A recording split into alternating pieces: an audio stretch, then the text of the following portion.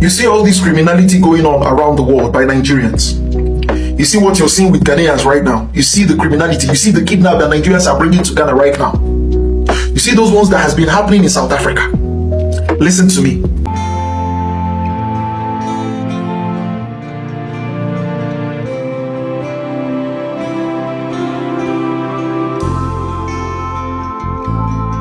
At this point, it is safe and free to say that virtually all tribes in Nigeria are the custodian, the foundation, the genesis, and the revelation of the problem of Nigeria. Like, for this tribe, as the Igbos, we know them to be dominant, overpowering, crossing boundary, disrespectful, into fraud and the rest of them. For the Igbo tribe, the South are very aggressive and violent. I know them. We know ourselves. And when it comes to the West, very corny, crafty, slimy, slow poison, as they will call it. The Yorubas, they are very slow poison. You go think say they need to chop you, but then when they chop you, they blow you. I know them. For the vast majority of them, all these things I'm saying, I'm not generalizing, because there are, in every 12 there must be Judas for what they are being known and noted for. Then when you turn it to the north, oh my God, these are the most brutal, dangerous set of people. You add everything when it comes to 419, violence, pretense, everything is embedded in the northerners, like the northerners of Nigeria. This is me saying it raw and undiluted, without sentiment, emotions, no bias. And like I said, disclaimer, it's not to be generalized to every Nigerian before you come for me, but the vast majority of these tribes in Nigeria, this is what they are known and noted for. Now, make it make sense that in football, soccer, these northerners, as Bokoharam, jihadists, name them different groups, terrorist groups that have been terrorizing Nigeria, that we are still on their cases, their matter, will have the audacity, the effrontery to come out openly to slit the neck of a Ghanaian, footballer in their team. You see, all these football things have never actually been my thing, because you see all these things that exposes one to danger. It's not really my thing, and it has no little to no impact on me personally or the society. I don't take it seriously, but that is not to say football, soccer, and all these things are not a thing. They are a huge thing internationally, worldwide. But you see, streamlining it to what it is for Nigeria is a different ball game altogether. This will tell you, based on what we are going to see, how dangerous, how deadly, terrifying the northerners can be. See, in Nigeria, let me tell you, the reason why there is, tribalistic and religious problem is because of these Hausas and Yorubas and Igbos, these tribes. Like, you can never find them in one place. For the Hausas, the religiousness in them, they are religious bigots, is so much that they are the reason why we say Christians and Muslims are, a different ballgame altogether. They are of different margins. You can't liken them, compared or liken to what it is for Ghana and other African countries. These northerners are the reason why Christians and Muslims are seeing themselves as directly opposite enemies, foes. Because you see, these northerners, everywhere they go, they are fortified with their jazz, their voodoo. They are weaponized at every given moment, that before you say Jack, they are unalived you. And this was the case in this video we are going to react to, of a Ghanaian. I don't even know how this guy even involved himself with Nigerians. That is why I keep telling people, be careful of Nigeria. All these things I'm telling you, because it doesn't happen now. Does not mean that it will not happen tomorrow. Be careful. I'm not saying disassociate from Nigerians. Of course, there are still good Nigerians, which me, I still use one eye to watch if there are. But when they say give room for exceptions, is the reason why I said I am not saying disassociate, disclaimer, or putting all Nigerians in one box. But for the vast, I didn't say minor or little, vast majority of Nigerians needs to be, avoided and studied very, very well before you can reckon with them, associate with them, or have anything in common with them. I know I said so, but I would love us, before I continue, to watch these videos of what recently trended in Nigeria here, between Nigerian Football League or football team and a Ghanaian and a northerner, what he did. Watch it, then you will tell me why northerners should not be declared under state of emergency as the terrorist group, terrorist people that are destroying this Nigeria with violence. Let's watch. in their local league, has gotten his throat slitted during a game between his team and another team from the north. Charlie, this is just crazy. Like how? They were playing football, their league, their local league. And what happened was they've actually scored the Ghanaian guys team won. And going to the end of the game, this Ghanaian player just did what? Equalized. And one you're trying to minute. Charlie, Nigerians and Ghanaians are reacting. Let's go into the videos, watch, come back and talk. It was for Ghana boy any. Now we are Ghanaian Yantia Sempa. Information reaching us right now is that our own Ghanaian footballer who goes by the name Nana Kwame Abraham ya branch bia osi akesi and I say obon the ball e Nigeria na obo team your friend was Garu FC na they see and say match the team Nana Kwame Abraham the team obo match e Nigeria wana omo ne Kashina FC is Kashina United na they see any ball ni mu na ya share Ghana ni no team na Ghana ni ball no ya show mo 1 day enti match ne cost 60 something minutes and a chance to be by na Ghana for the zone say board here ye fan kwa and a panyan na Kwame Abraham at 2 at na at say kanema the team now ball Nigeria no e ma ne ko ye 1-1 na o take kan we no anche bia na ehu say team na ye Kachina FC na omo ni omo ball no supporters ni buofu say den ti na Ghana ni no wa shego e no sa keke no e no mu 2 medika e ba ye park ne so a ye bra na Kwame ye kasa ide omo twa ne mene de omo twa ne mene na chese nyame nko a ye bomba ese bi oda bia no nyame ebebe mu ama ne ho atono enti ne Ghana fo ya nua na Kwame Abraham obo the ball e wo ye Nigeria dia ya tene se ene okoshe goal ya she ni team e no okoshe goal etika goal keke no she ye no Nigeria fo ni bi etimi atie si park ne so aba bi twa ne mene ye kasa bi oda no di nyame we don't want to. First of all, look, if no be say Ghana Premier League don't pay well, what will a Ghana player going to be doing in Nigeria? Why will a Ghanaian player going to be playing his professional football in Nigeria, putting his life at risk? No, if not be say see finish, right? What will a Ghanaian player go to Nigeria to go and do? Now look at this. This story came out this afternoon, but when I saw it, I didn't actually want to pay attention to it until I found out that the player that was attacked is actually a Ghanaian. Ghanaian midfielder Nana Kwame Abraham has thrown by Castina United fans in Nigerian league. Oh God. So this is what one of Ghana's top journalists had to say. Ghanaian midfielder Nana Kwame Abraham was brutally attacked by fans of Castina United in the Nigeria Premier League after Barrow United scored an equalizer in the game. Just an equalizer, and he went and attacked somebody. Enraged Castina fans invaded the pitch shortly after the goal and targeted Abraham. Your own player, not an opposition or your own player, because a goal was equalized. You, oh God, Abraham, after this, pack your bags and start coming home. Even if they're giving you 100 Ghana cedis safe, your safety is paramount. Pack your bags and start coming home. What is it? Like, what is it? In football, must you win or will you not lose some? Which kind of village lifestyle is that? Abraham, start packing your bags. Start packing your bags. Well, I just followed up the story and I found out that he's actually okay and he's in good spirit. But bro, this is a warning sign. Leave that Nigeria. You understand? Is Abraham the only player in the Castina team? Is it the only player? For the second time this season in the MPFL, crowd violence has made some players to get injured again. Now, between Barrow and Casina United, the Barrow player equalized in the 9 minutes of the game against Casina. And then look at what happened. Those people that did such acts are all vampires, bloodsuckers. How can you say a player in this 21st century spoiling the image of Nigeria, spoiling our league? That is why other people in other countries, they don't like watching our leagues. They mock us. Honestly. Are we... Can't we just do something good? Honestly. Can't we just do something good for once? You know, Actually, at times I wonder the kind of perspectives people understand this game called football. Because you can't tell me because a player plays on the 10 minutes, then you kind of enjoy him. This castle that you're talking about, as in, they don't do some research about where they want to play this game. So we are playing it in Kano's home ground, and Kano has been played with that playing on their home ground, and they're on 3 months man. Yes. Now that Casina has did the same thing to Barrow, yeah, we they play their home game. I think they should be banished to Gombe, or even if it means banish them to Abuja, because you remember when Kano did theirs, they were banished to Casina, and then they were deducted 3 points and made to pay 9.5 million. And Barrow, in this case, Casina's own will be worse. Castina United fans slit players' throat for equalizing goal in MPFL match. I don't understand. Wait. Castina United fans slit players' throat for equalizing goal in MPFL match. As in, they're caught in neck because he equalized goal for Castina. When I see again in this country, what is happening in this country? Jesus Christ!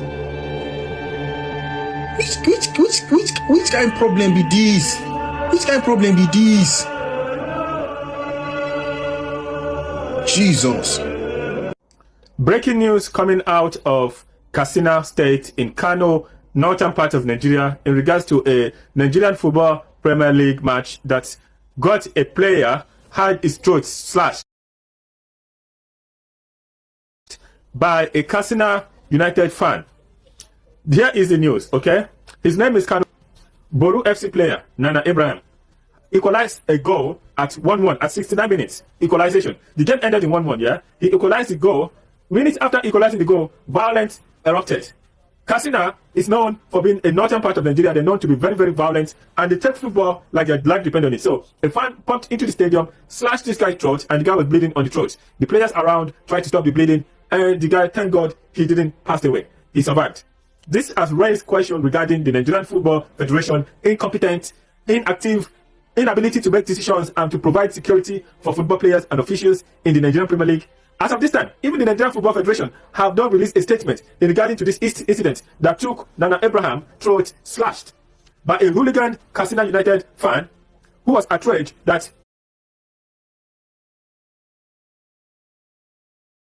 a Beru FC player equalized at 69 minutes. This is an example of consistent violence that happened in Nigerian football matches. Okay, there was one that happened in Kano the other day, and which resulted in PPU being fired to football players. Nigerian football players are not only getting low paid, low football condition, inappropriate football pitch. Don't mind that pitch, PJ. That's not for the Premier League. That's not for the Nigerian Football League. Inadequate football league, inadequate medical facilities, and then they have to deal with their own life being threatened by radical Islamic states in northern Nigeria and their perpetual need for violence. I'm telling you, Donald Trump needs to come into Nigeria, go into the north, and actually eradicate Bokoharam, because you'll find out anyone that has the zeal, the audacity, the confidence, the impetus to go into a football match and slash a player's throat, you better be damn sure that that fan is a member of Bokoharam. I am 100% sure that that guy, for him to have that level of confidence to commit such an atrocity in a football match, is a member of Bokoharam. Donald Trump needs to go into northern part of Nigeria like yesterday. Our leaders are incompetent. They don't make decisions. They don't do anything but corruption. But wire money from themselves to their friends and to their family. That is the only thing they know at. You see all this criminality going on around the world by Nigerians. You see what you're seeing with Ghanaians right now. You see the criminality. You see the kidnap that Nigerians are bringing to Ghana right now. You see those ones that has been happening in South Africa. Listen to me. We as Nigerians, all of us, were to be blamed. I'll tell you why. Listen to me. You know, the problem is that you people don't know how things work. That is why I listen to so many Nigerians and I understand that these people don't even know how things work, how one thing leads to another. Because when a thing had already happened, Nigerians don't know how to trace it back to what caused it. And that's our greatest problem. And until we have that mentality of tracing things back to how it all started, we cannot solve our problems. We cannot solve our problems. It's a shameful thing. You see all this kidnapping, Nigerians no longer stay in Nigeria to do their kidnap. Nigerians go outside. Look at Ghana. When Ghanaians begin to react, some Nigerians, when I begin to speak against Nigeria right now, when I begin to tell Ghanaians to do something to ensure their security, most Nigerians will come to my inbox and say, there are good Nigerians, we do our things in a legit way. Let me tell you how all these actions that you see Nigerians purporting, these criminalities that you see Nigerians purporting, how we all as Nigerians give rise to it. Meanwhile, let me start by saying this. Nigerians in Ghana, let me say this, I've said this before. Now it's your opportunity to show that you people are not one with these Nigerians that purport criminality. You see these things they are doing right now. You see all these things that Nigerians who have criminal tendencies are doing in Ghana. All this kidnap. When the chips are down, when Ghanaians begin to react properly towards it, they will never see you as the good Nigerian. They won't see you as the good Nigerian. So if you think you're not supposed to do a thing, understand that this is your opportunity to find a way to rally around and call these your fellow Nigerians that have been purporting criminality to others. Now, going to what I'm trying to actually say is that how we all contribute to all these kidnappers, to all this kidnapping in other countries, and all this evil and robbery in other countries, is we begin to know these things when we begin to ask ourselves a very simple question. All these kidnappers, what are they looking for? They are looking for money. Why are they looking for money? They are looking for attention. Because in Nigeria, you're always paid attention to, you're giving attention based on how much you have. It's high time we stop paying attention to rich people in Nigeria if we want to change. All right, guys, before you angrily, because of these people not like my video, please, Charlie, for my sake. Like me, who is bringing this thing, encourage me, not with anything but like. Share it too, for more people to be informed, for more people to be aware. That's the reason for sharing, for bringing it out, right? And stay subscribed if you like it on here. Now let's get down to the gist. Make it make sense that the anger of Nigerians as the Northerners is beyond control, to the point that you come out. You see, to tell you that it's not about just the anger and the control. The Northerners have no value and regard for human lives. That's what it should tell you. That this tribe is a combination, a mixture of all the characters, dangerous, gullible, dirty character we have in all the tribes mixed together is what, makes up this Northerner. Every character that we have from the Igbo, they are there. It's just that when they go out as the Yorubas to other countries, they respect the laws of the country because they know it's not their country. But don't push them or don't touch them, because when you do, they will show you why they are the Northerners. They will show you pepper. They don't even hear go. They don't hear come. The next thing is what? The way they slaughter cow. That's the way they slaughter human life. In fact, they even value cow. They value nama, as they so call it in Nigeria, more than human life. That's to tell you how deadly, how horrible, how terrifying, dangerous these Northerners can be. If not for God, as we saw, that Ghanaian guy would have been unalived. And that's to tell you the level of wickedness and bitterness, hatred Nigerians normally have, most of them, for Ghanaians. You don't have temperament, you don't have control. Everything about them is terror, violence. I've never seen a people as this, as the Northerners. If I tell you series of encounters I know of other people's experience, God will never allow me, Olomaje, to experience Hausa people, because I dread them. Normally, ordinarily. I'm telling you as a Nigerian, that's why you see that we are not united. I dread Hausa people with passion. If I'm doing anything with them, I'm careful. I'm very careful, because they come to your house, they can unalive you with the slightest provocation or confrontation. Is that bad? So I wonder how they even got to this point of relating, in fact, Northerners into sport. Into sport. I never hear. Maybe because I'm not used to all these things, to the point that they are getting to this point and involving a Ghanaian. When I heard this thing, I was so devastated. I was so overwhelmed. I was so speechless. I was so confused. I was like, how can Nigerians ever stop making rounds for negativity, for evil, for crime? At least with what it is for others, in relating with others everywhere they go. This one that even came to Nigeria as a Ghanaian is what they are still doing. Not one, not two, so many incidents like this, because this all made it to social media. Thank God for social media, because if not for social media, most of all these things we are seeing, most of them will not know. And that's why I keep telling you, a Ghanaian, no, a South African, no, be careful of these people. You are married to them. I know most of you who are coming to support Nigerians are because you are in relationship, you are in marriage with them, which I'm not against too, because you know yourself and you know who you're involved with. But look at the other people who are destroying and denting the image of Nigeria, as this young man and his cohorts, Chuku Dinhenetu, Destiny Omon, and the rest of these criminally evil-minded, dangerous Nigerians are the people I'm talking about. So for your partners in relationship, your children, half Nigeria, half Ghana, I'm not talking about those people, because most of you would feel bad, feel biased, right? So understand me very well. It's not because you are married to a Nigerian from another country, another tribe, I should not talk about my people. No. So understand me, oh.